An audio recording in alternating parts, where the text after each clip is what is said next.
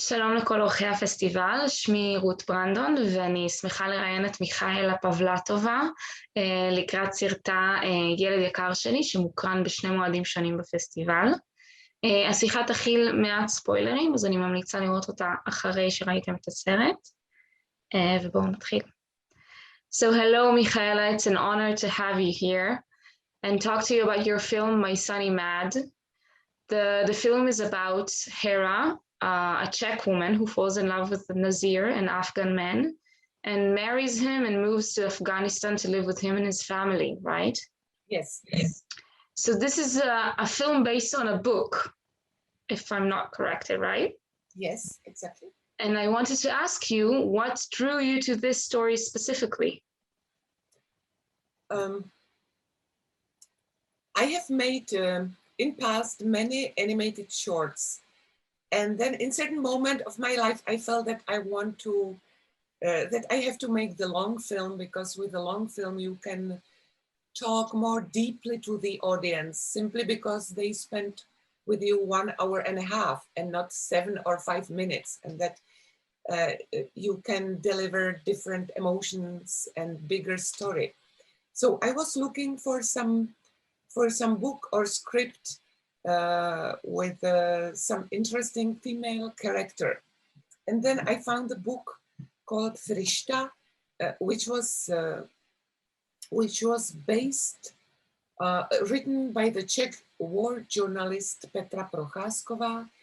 And the book is based on her own stories and stories of her friends, because Petra married Afghan men and she lived in Afghanistan. Now she is luckily here in Czech Republic with her husband and with his large family, so they are safe now. The reason why I decided to go to this book was that when I read it, I felt immediately becoming Hera. It was quite interesting because she is a literary character. She doesn't exist, but she was so present in the book, and she was so interesting for me that I just wanted to spend time with her and to make her alive.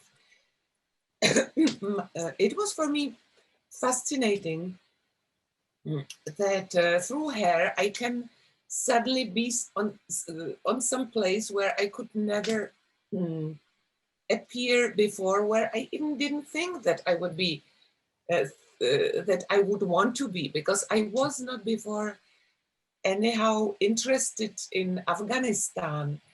But because Hera, actually in the book, she is described as a Russian woman, but because the writer was Czech, and so we just changed the nationality of the main character to be Czech.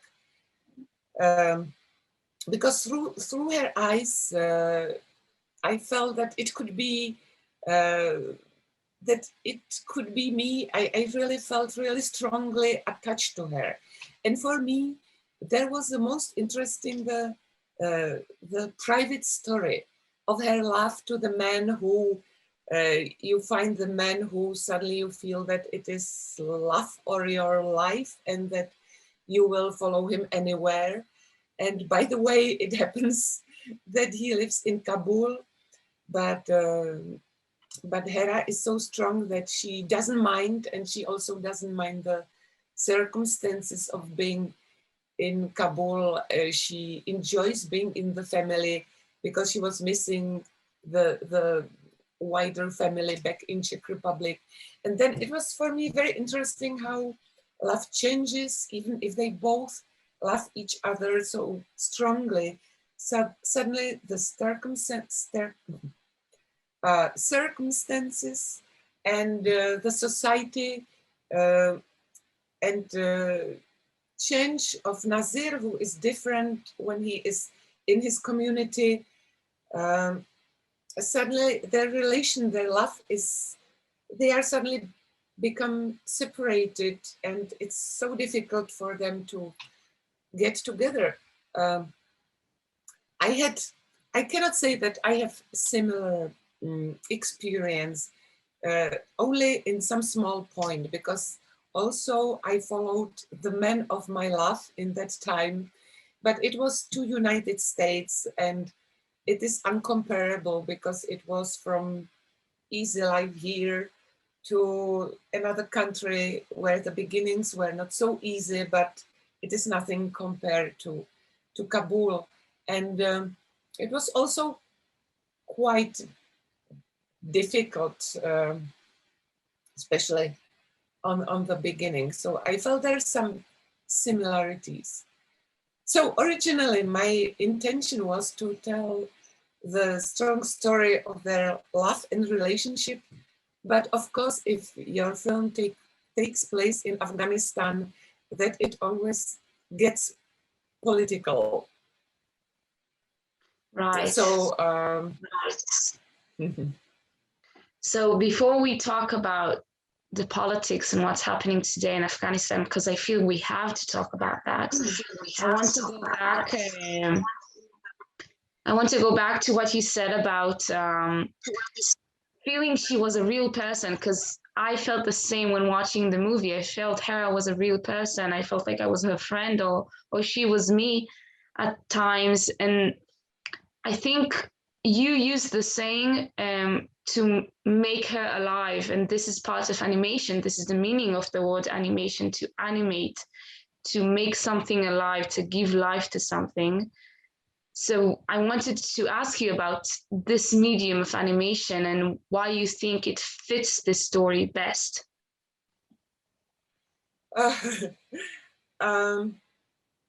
Probably people will have different opinions if this media fits the story the best, because this film has quite interesting history, because on the beginning, Petra Procházková wrote a story about 2004. And something like 5 years later, they were two Czech filmmakers who have got the idea to make this film as to make this book as a film. But their intention was to make a live action film. And they, so they started to write, to adapt the script. And they found the producer, which is Negative, who finally made the film. But somehow they, it was difficult to find financing for live action film, also from a logic reason, because it is almost impossible to shoot live action film in Afghanistan, even a long time ago. And they didn't want to shoot it in Morocco. They simply didn't find financing. But I knew that there exists a nice script on it. So, because when you have the script, you are already the halfway on your way of making the film. So when I read the book and soon I realized that there is already the script, I called to the producer that I want to make it. And of course that they were happy that the project, which they already kind of stopped, that they can make it alive. I wanted to make it animated since the very beginning, because I have experience with mostly with animating short, with directing and animating animation shorts. But I also directed 2 live action feature films where was no animation.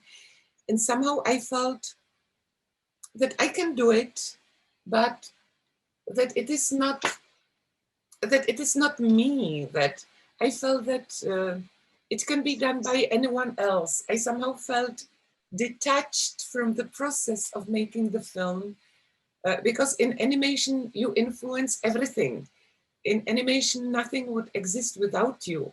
And in live action film, sometimes I felt that I don't need to be there, because when I have the good producer, the good camera people, actors, and everybody, and the script, they can do it without me. So my aim on the beginning was to make animation film from quite a selfish reason, because I just feel the strongest in it, most at home, most safe when I do it. And I think that I'm better in animation. I knew on the beginning that it is quite a risky decision to make this kind of realistic script on in animation, but I wanted to prove that that even these topics, which have nothing to do with animation, that they can exist in animation. My aim was, I wanted with this film, I made this film not for animation circle, because we are quite a big circle of animators and animation festivals and animation funds, but it is still kind of bubble that not all people like to watch animation. And I had a dream that I will make the film which will be for all audience, and that even for people who are not fans of animation and who will just sit down and start watching the film, and after a few minutes they will forget if it is animated or not. And so this is also the reason why I am not purposely using so many possibilities which animation offers, because animation offers various, for example, transformations that you don't have to cut from one scene to another. You can transform it in animation. You can use much more your fantasy, but it somehow didn't fit to this story. There is very few of kind of animation. We call it animation bubbles. It means like a kind of fantasy moments in the film, which usually represent some thoughts or comments of the main character. Feelings. Or dreams. And I wanted originally to put them much more to the film, and also to put there much more humor, because the book is really humorous, because the writer is commenting everything from her European or Czech point of view.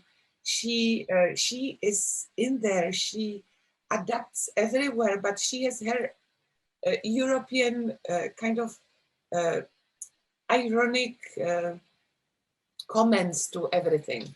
But somehow the book is very different than the film. This is what we know. And those animation bubbles, these animation fantasy dreams in the film, they were kind of disturbing the film. They were stopping it, or like giving different speed to the film and interrupting the film. And I wanted to respect the script as much as possible and the flow of the story. And I also realized that in my animation short films, I am mostly interested in animation of the characters, of their inner thoughts, I'm not interested in, and I also cannot do it very well, in animating big movements or some fantasies or I'm kind of modest, and I like the most to animate people sitting behind the table and talking. And because this film also not that much happens, it is mostly we are inside the family, they sit and talk, and then sometimes they are outside, but I just believe that I wanted to prove that also animation actors can be so plastic in their emotions, and that they can deliver it to the audience. Yes, I think that your use of animation, at least to me, it gave a subjective quality to the film. Specifically, I remember the sequence after Nazir hits Hera, and you remove everything from the animation except for the characters. You remove the background, you remove the car, and you just leave them, but you don't complete them as animated characters. You don't complete the lines, you don't complete the bodies. And I think this is a wonderful use of animation to deliver, you know, feelings, like you said, and something you can't really see, but the characters experience, and you experience it with them at this moment. I wanted to talk to you about Hera's decision at the end of the movie to not leave Afghanistan and say, and specifically in the context of watching this film today, because we have to talk about that. Yeah. Why does she make this decision, and how do you feel about this decision that she makes? Petra wrote a book about 2004, and it was time of relative freedom in Afghanistan, and she led her character to, as it is in the film, that she stays, she returns after the airplane leaves, that Hera stays in Kabul and returns back, takes responsibility for the family, which at that time it was a very different decision, and it was possible, and we could imagine that she would do it. We moved our film, time of our film, a little bit later, to 2011, when Osama bin Laden was killed, but still it was time which was relatively okay. So we also can imagine that could happen at that time. When we were finishing the film, we had really big. We had almost everything done, and we still were deciding how to make the final scene. This film is done in Czech-French co-production and French. So we also had various script advisors from France, and which are much more political or much more feminist than me or us. And they said, she must leave, she shouldn't stay there. She would never stay there. By the way, for them, it was also kind of difficult to understand why Hera would go to Kabul and why she would wear burqa, because they, like as a French women, for them it would be much harder to accept it. But let's come back to the end. So they suggested that she should leave. And I was also thinking in one moment that probably she should leave, because it would be more logic, more understandable. But then we found that she would somehow betray the picture which we are building about her. That logically, so I think that logically she would leave, but we somehow found that her return to back, it means that it is also taking responsibility for the rest of her family, which is so dear to her, and also which was so dear to her husband. I also thought that even if Kabul was always dangerous, even also in times when after around 2005 or 2011, there was possible to live there and also to make like a kind of normal way of living as we imagine from our societies. I think that all Afghan people would be the happiest if they could stay in Afghanistan, if they wouldn't have to leave. So I think that also Nazir, who is already dead, would be proud that Hera is staying in Kabul. So we led her to stay, to return back, to take responsibility. It is for the country, for the family. We thought that it is better ending. Of course, that now in last month or month and a half, the situation in Kabul rapidly changed. when we started to make the film, of course, nobody knows how it will be in future, but we started the film. In some moment, we thought like, oh, how the film will look afterwards, when after 5 years, which nobody knew, and so it could happen in both ways.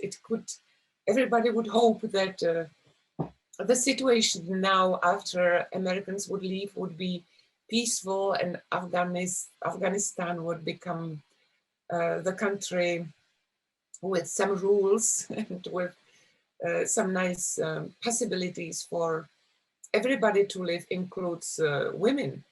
But this unfortunately didn't happen. And it came just when we had, like 2 weeks ago, or exactly in the moment when the airplanes were evacuating people from Afghanistan, which was like 3 weeks ago, we had a special screening of our film at Karlovy Vary International Film Festival, which is very important for me because it is in Czech Republic, and feedback of Czech colleagues has for me the same importance like international feedback, because sometimes it is even more difficult to please your own people. And it was, but I was really curious how our film will look in the new circumstances, because I was afraid that it will seem that the film is a naive fairy tale and that film will be outdated. So I was kind of stressed when I was sitting in the really huge screening room, watching it with other people. But somehow during the film, I thought that the film is kind of universal, and that it could that it can exist even no matter what is going on in Afghanistan or in political situation in the world, because it is a universal story about love and family. And I felt, especially at the ending, it was kind of heartbreaking for me, because I felt Hera is now returning when everybody tries to get outside of the country. She is returning, and we know that in a couple of years in her film, that the situation will rapidly change. So I would like to call, no, don't return back. Please leave if you can. So it was really, really painful to see her returning back. But you know, it is Kabul and Afghanistan, it is a really poor country. I know that it is many countries in the world where the situation is really difficult, that it is not only that country, that you can see in all continents, some countries in the very wrong political and economical situation. But I kind of lived with Kabul last 5 years because I was making the film about it. I have never been there, but I made a film about it. So Kabul is for me like especially important. But logically, the world will not watch Kabul forever. It is so difficult country that people prefer to forget it, because there are always problems. There is always something complicated with them. And of course that now when you see the newspaper, they are another things which have importance now. These evacuations, they happened 2 or 3 weeks ago. So now they are another things that newspaper are writing about it. So this Kabul thing is again, and Kabul people and our cooperators who helped us with the film and who are still in Kabul, they are now like becoming logically forgotten, which is a pity. But for me, it's also, I know that for them it's important that people know about them, that they are not forgotten, at least that people see film about Afghanistan, and that they can see that also there are normal people, that not everybody is Talib and or sympathizing with Taliban. So I think that even now the film has some importance, I hope. Thank you. Thank you so much for those smart words, Michaela. And it's really both a touching film and an interesting one in the political context that it's screened. So thank you so much for being here. And thank you for talking to me. ותודה לכל מי שצפה בנו. אני שוב מזמינה אתכם לצפות בשני המועדים השונים בסרט הזה, שמוקרן בפסטיבל חיפה. Yes. Excuse me for interrupting you, but I would like to say something. Sure. I really love your festival. It is my pleasure that I was talking to you. I see the window behind you and I can imagine Haifa behind it. And you are in my heart. I have the best memories about Haifa and about Israeli audience and about Israeli people. So I'm sending you my love and respect, and thank you so much. Thank you so much, and hopefully next year you'll be able to come to the festival. It would be very nice.